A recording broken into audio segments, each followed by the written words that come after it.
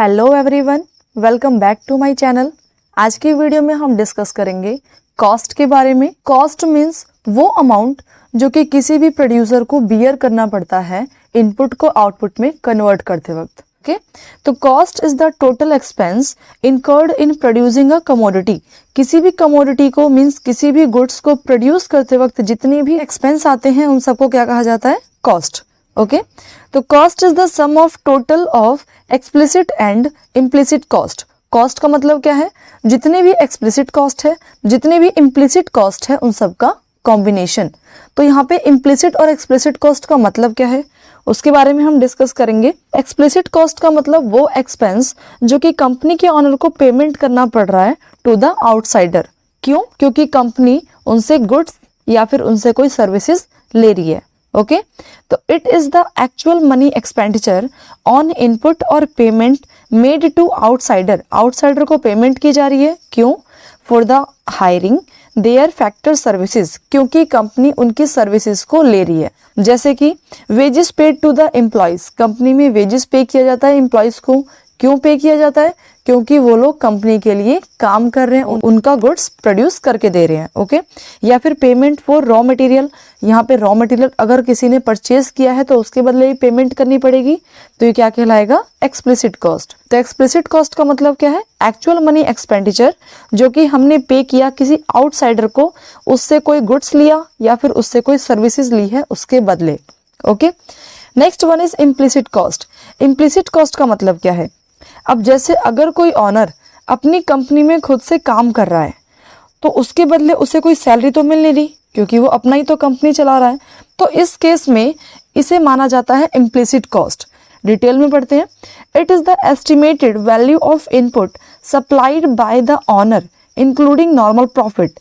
Estimate किया जाता है इसके अंदर कि जो ऑनर है वो खुद अपनी सर्विसेज को सप्लाई कर रहा है, अपनी सर्विसेज दे रहा है कंपनी के अंदर, और उससे कंपनी में नॉर्मल प्रॉफिट भी हो रहे हैं, लेकिन उसके बदले उसे कोई अमाउंट नहीं मिल रही, कोई सैलरी नहीं मिल रही या फिर कोई कमीशन नहीं मिल रहा। जैसे कि रेंट फॉर ऑन लैंड।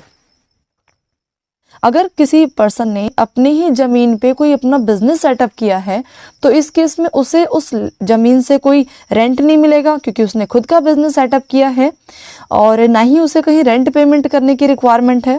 तो इसे क्या कहा जाएगा? Implicit cost.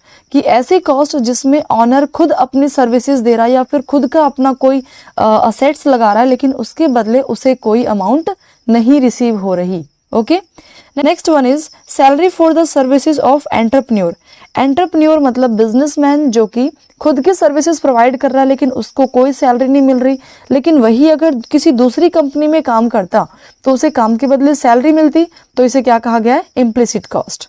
Next, difference of explicit and implicit cost. Explicit और इम्प्लिसिट कॉस्ट में डिफरेंस क्या है?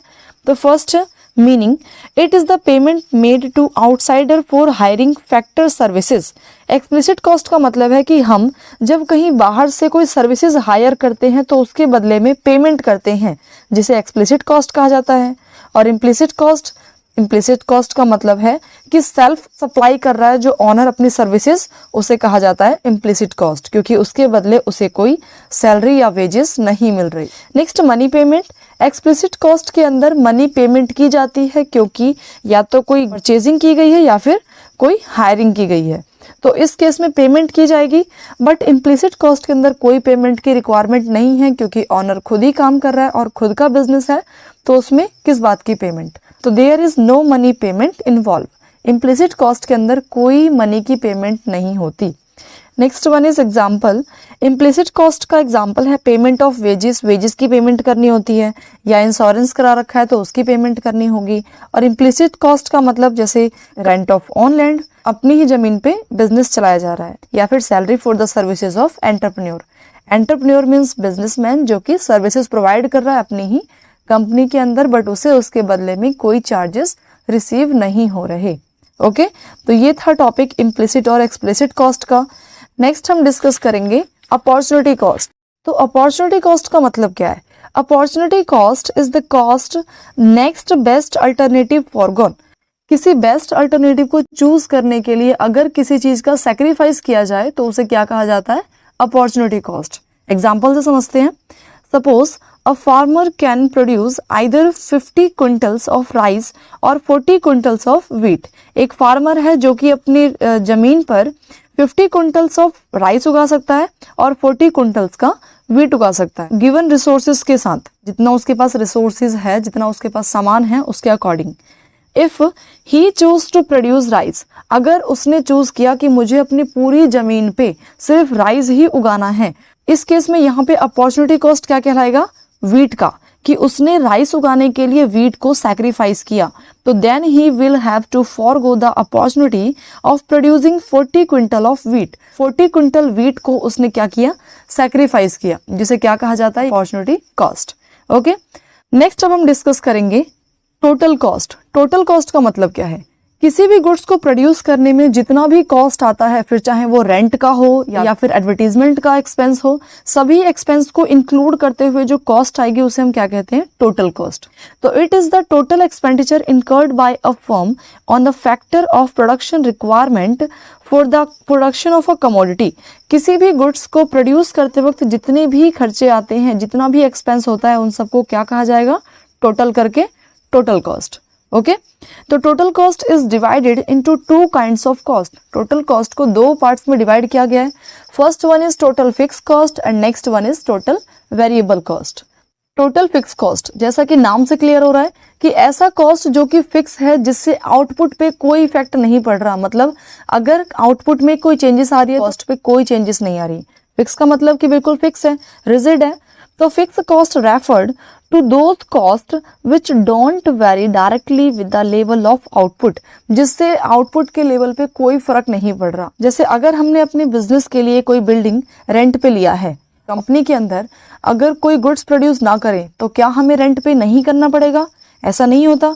तो इस केस में ये जो रेंट है, ये क्या है? फिक्स कॉस्ट, कि चाहे हम गुड्स प्रोड्यूस करें या ना करें, बट हमें रेंट तो पे करना ही होगा। ओके, तो ये क्या कहलाएगा? Fix cost. ऐसी कॉस्ट जिससे आउटपुट का कोई इफेक्ट नहीं पड़ रहा, आउटपुट का कोई लेना देना नहीं है, ये पहले से ही फिक्स होता है। नेक्स्ट एग्जांपल है इंटरेस्ट ऑन लोन। अगर हमने कहीं से लोन लिया है, किसी बैंक से लोन लिया है, तो अगर हम उस लोन की अमाउंट का यूज नहीं करते, कहीं प्रोजेक्ट में पैसे नहीं लगाते, तो इस केस में क्या बैंक हमसे इंटरेस्ट नहीं चार्ज करेगा? बैंक तो चार्ज करेगा इंटरेस्ट। तो इस केस में ये जो इंटरेस्ट ऑन लोन की अमाउंट है, ये क्या कहलाएगा? Fix cost. तो फिक्स कॉस्ट का टॉपिक क्लियर। ऐसी कॉस्ट जिससे आउटपुट पे कोई इफेक्ट नहीं पड़ रहा, वो हमेशा फिक्स रहने वाले हैं, हमें उसकी पेमेंट करनी ही पड़ेगी, चाहे हम गुड्स प्रोड्यूस करें या ना करें। ओके, नेक्स्ट हम डिस्कस करेंगे टोटल फिक्स कॉस्ट का शेड्यूल क्या है और इसका डायग्राम किस तरीके से प्लॉट किया जाता है। तो फिक्स कॉस्ट, जैसा हमने पढ़ा कि हमारे आउटपुट से इसका कोई मतलब नहीं होता, हमें फिक्स अमाउंट ऑफ पेमेंट करनी ही पड़ती है। तो फर्स्ट हमने यहाँ पे शेड्यूल लिया है कि अगर हम जीरो आउटपुट प्रोड्यूस करें, मतलब प्रोड्यूस ही ना करें, तो इस केस में भी रेंट देना ही पड़ेगा। और अगर हम प्रोडक्शन स्टार्ट कर दे, सपोज 1 प्रोडक्शन किया, तब भी हमें सेम रेंट देना पड़ रहा है या सेम इंटरेस्ट ऑन लोन देना पड़ रहा है। इसी तरीके से अगर हम अपना आउटपुट इंक्रीज करें, तब भी हमें फिक्स कॉस्ट तो पेमेंट करनी ही पड़ेगी, रेंट तो उतना ही पे करना है। तो यहाँ पे आउटपुट के इंक्रीजमेंट से फिक्स कॉस्ट पे कोई फर्क नहीं पड़ रहा। नेक्स्ट हम डिस्कस करेंगे इसका डायग्राम।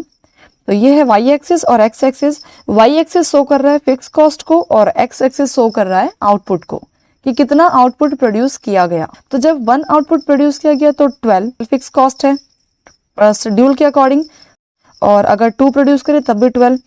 तो इस केस में क्या कहा गया है कि हमारा जो फिक्स कॉस्ट है, फिक्स कॉस्ट का मतलब क्या है? जिसपे आउटपुट के चेंजेस का कोई इफेक्ट नहीं पड़ रहा, आउटपुट इंक्रीज हो या फिर डिक्रीज हो, फिक्स कॉस्ट तो पेमेंट करनी ही होगी। तो ये था हमारा फिक्स कॉस्ट का डायग्राम। नेक्स्ट हम डिस्कस करेंगे टोटल वेरिएबल कॉस्ट। तो जैसा कि हमने पढ़ा कि फिक्स कॉस्ट का मतलब क्या है? वो कॉस्ट जिसपे कोई इफेक्ट नहीं पड़ता आउटपुट का। लेकिन वेरिएबल कॉस्ट ऐसा नहीं है। वेरिएबल कॉस्ट का मतलब होता है वो कॉस्ट जिसपे आउटपुट का इफेक्ट पड़ता है। मतलब अगर हम अपने आउटपुट को इंक्रीज करते हैं, गुड्स ज्यादा प्रोड्यूस करते हैं, तो वेरिएबल कॉस्ट मतलब कॉस्ट ज्यादा आएगी, और अगर हम गुड्स कम प्रोड्यूस करते हैं तो वेरिएबल कॉस्ट कम होगी। तो variable cost it refer to those cost which vary directly with the level of output, जिसका डायरेक्टली रिलेशनशिप होता है आउटपुट के साथ। आउटपुट अगर इंक्रीज हुआ तो कॉस्ट ज्यादा आएगी, आउटपुट अगर रिड्यूस हुआ तो कॉस्ट कम आएगी। Example, payment for raw material, अगर हमने कोई रॉ मटेरियल परचेज किया है तो उसकी पेमेंट करनी होगी, और हम जितना रॉ मटेरियल परचेज करेंगे हमें उतनी की ही पेमेंट करनी है। सपोज अगर हमने 5 गुड्स बनाने के लिए रॉ मटेरियल परचेज किया है तो हमें उसके अकॉर्डिंग पेमेंट करनी है, या अगर 10 यूनिट्स बनाने के लिए अगर हमने गुड्स प्रोड्यूस किया है तो 10 यूनिट की पेमेंट करनी है। ओके, तो क्या कहा गया है कि it refer to those cost which vary directly with the level of output. Output पर डिपेंड करता है ये हमारा वेरिएबल कॉस्ट। नेक्स्ट हम डिस्कस करेंगे इसका शेड्यूल। जैसे हमने यहाँ पे आउटपुट लिया फर्स्ट 0, 1, 2, 3, 4 और 5, तो टोटल वेरिएबल कॉस्ट, जब हमने प्रोडक्शन किया ही नहीं तो कोई कॉस्ट नहीं है, प्रोडक्शन नहीं करेंगे तो फिर यहाँ पे हमें रॉ मटेरियल परचेज करने की भी रिक्वायरमेंट नहीं है, और रॉ मटेरियल अगर परचेज नहीं करेंगे तो पेमेंट का तो मतलब ही नहीं बनता। ओके, नेक्स्ट अगर इसी तरीके से हम अगर अपना आउटपुट इंक्रीज करें, सपोज हमने 1 गुड्स बनाया है तो इस केस में हमारा कॉस्ट इंक्रीज हो जाएगा, तो कॉस्ट हमारा कितना आया 6 रुपीज़। इसी तरीके से हमने जब आउटपुट और इंक्रीज कर दिया तो कॉस्ट और इंक्रीज हो गई। इस तरीके से अगर 2 से 3 की आउटपुट कर दिया तो कॉस्ट भी 10 से 15 रुपीज़ हो गई।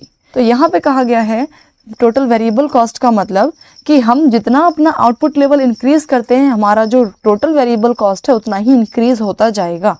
ओके, तो जैसे इसका डायग्राम दे रखा है, अगर हमने 0 यूनिट मतलब गुड्स प्रोड्यूस ही नहीं किया तो इस केस में कोई कॉस्ट नहीं बनती, कोई पेमेंट नहीं करनी पड़ेगी। और इसी तरीके से अगर हमने 1 यूनिट गुड प्रोड्यूस किया तो पेमेंट करनी है, इस तरीके से 2 यूनिट गुड्स प्रोड्यूस किया पेमेंट करना है।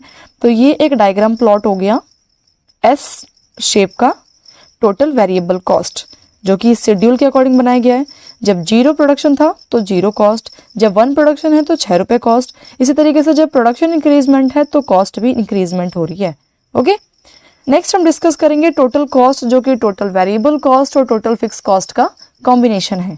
तो total cost is the sum of total variable cost and total fix cost at a various level of output. Total cost का मतलब क्या है, वो कॉस्ट जो कि टोटल वेरिएबल कॉस्ट और टोटल फिक्स कॉस्ट को ऐड करके आती है। तो टोटल कॉस्ट का फॉर्मूला क्या बनेगा, TVC means total variable cost plus में TFC means total fix cost. तो इसका भी शेड्यूल और डायग्राम डिस्कस करेंगे। आउटपुट वही हमने एग्जांपल लिया है 0, 1, 2, 3 और 4, 5। तो टोटल फिक्स कॉस्ट हर बार फिक्स रहने वाली है तो हर बार 12 ले लिया हमने, और total variable cost goods increment हो रहा है मतलब आउटपुट अगर इंक्रीज हो रहा है तो कॉस्ट भी इंक्रीज हो जाएगी। और जैसा कि अभी हमने पढ़ा कि टोटल कॉस्ट क्या होता है, टोटल फिक्स कॉस्ट प्लस में टोटल वेरिएबल कॉस्ट, क्योंकि पेमेंट तो ऑनर को ही करनी है तो 12 + 0 12 आ गया। इसी तरीके से 12 + 6 18, फिर 12 + 10 22, ये ऐड करते गए तो ये हमारा टोटल कॉस्ट कैलकुलेट हो गया। टोटल कॉस्ट में इंक्रीजमेंट हो रही है अकॉर्डिंग टू आउटपुट। ओके, तो इसका डायग्राम डिस्कस करते हैं अब। एक्स एक्सिस जो कि शो कर रहा है आउटपुट को, और वाई एक्सिस जो कि शो कर रहा है टोटल कॉस्ट, टोटल वेरिएबल और टोटल फिक्स कॉस्ट को। तीनों डायग्राम हमने एक साथ ले लिया समझने के लिए।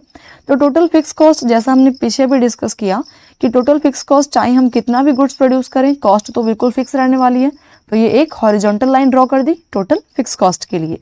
बट टोटल वेरिएबल कॉस्ट का क्या मतलब पढ़ा था हमने कि जितना हम गुड्स प्रोड्यूस करेंगे उससे के अकॉर्डिंग कॉस्ट आएगा। तो ये हमारा टोटल वेरिएबल कॉस्ट, गुड्स अगर ज़्यादा प्रोड्यूस करेंगे तो कॉस्ट भी ज़्यादा आएगी, गुड्स और ज़्यादा प्रोड्यूस करें तो कॉस्ट और ज़्यादा आएगी। और गुड्स को अगर हम कम कर दें, सपोज 3 से 1 कर दें तो हमारी कॉस्ट भी क्या हो जाएगी, पहले यहाँ लगभग 18 के आसपास थी, अब ये अगर हम 1 करें तो ये लगभग 10 के आसपास हो जाएगी। और टोटल कॉस्ट क्या होता है, टोटल वेरिएबल और टोटल फिक्स कॉस्ट का कॉम्बिनेशन। तो इन दोनों के ऊपर से ये डायग्राम जाएगा टोटल कॉस्ट का, टोटल फिक्स और टोटल वेरिएबल कॉस्ट के जस्ट ऊपर से। लेकिन इन डायग्राम को प्लॉट करते वक्त एक बात का खास ध्यान रखना है कि टोटल कॉस्ट और टोटल वेरिएबल कॉस्ट के बीच में जो ये डिफरेंस है वो बिल्कुल इक्वल होना चाहिए। रीजन क्या है इसका, क्योंकि टोटल वेरिएबल कॉस्ट और टोटल फिक्स कॉस्ट जो अभी हमने शेड्यूल में पढ़ा, इनमें डिफरेंस किस चीज का है, टोटल फिक्स कॉस्ट का डिफरेंस है। जैसे कि यहाँ पे 12 का डिफरेंस, यहाँ पे भी 12 का डिफरेंस, मतलब हर बार 12 का डिफरेंस है और ये 12 क्या है, फिक्स कॉस्ट। तो इसीलिए इन दोनों के बीच में जो गैपिंग है वो बिल्कुल इक्वल होगी फिक्स कॉस्ट के अकॉर्डिंग। तो ये हमारा डायग्राम कंप्लीट। आज के लिए इतना ही।